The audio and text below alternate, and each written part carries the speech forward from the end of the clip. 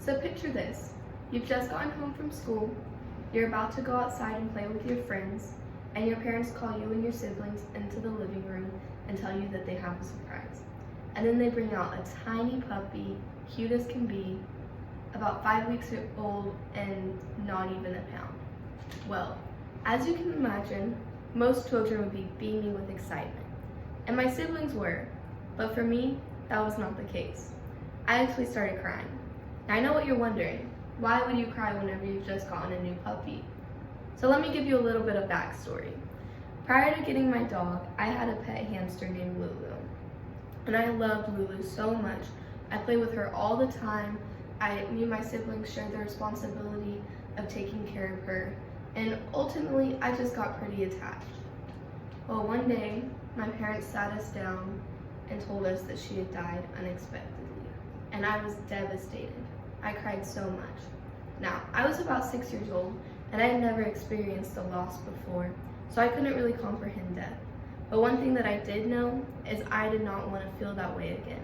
So I never wanted a pet again. And I told my parents that. But my dad had this patient who had this puppy, and he realized he couldn't take care of her. So my parents decided to take her in and surprise us with her. So back to that day, I started crying once we got her because I just thought about Lulu and how she had died. And I knew that with a dog, she would be around for a lot longer than a hamster, and I would get really attached. So I was upset. But here I am, 11 years later, and I still have my dog, thankfully, and I've made a lot of memories with her.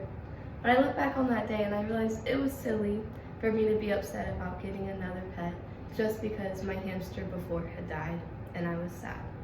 So really what I have learned from this whole experience is that one, all good things come to an end. But as Dr. Seuss said, don't be sad because it's over, smile because it happened. And then two, I learned that I should not let a sad ending stop me from creating new experiences.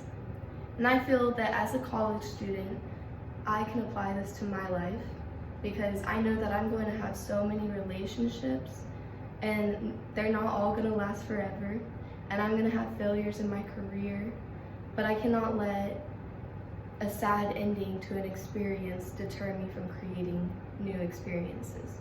And I feel especially in our world today, it's easy to let the end of a relationship make you put up a wall where you don't want to create any new relationships because you're scared. But I know that that's just not realistic, and you should not let anything stop you from moving forward with your life.